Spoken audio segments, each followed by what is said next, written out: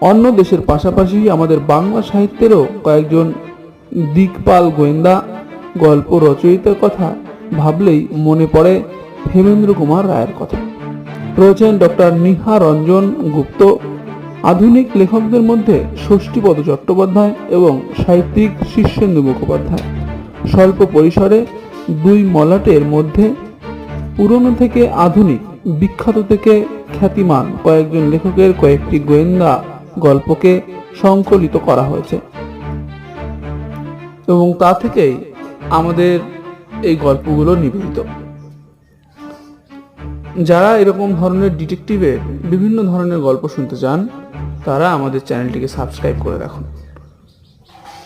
বিশ্বের সেরা কিছু গোয়েন্দা গল্প নিয়ে আমাদের এখনকার এপিসোডগুলো শুরু হয়েছে, তাই সেরা গোয়েন্দাগিরি দেখতে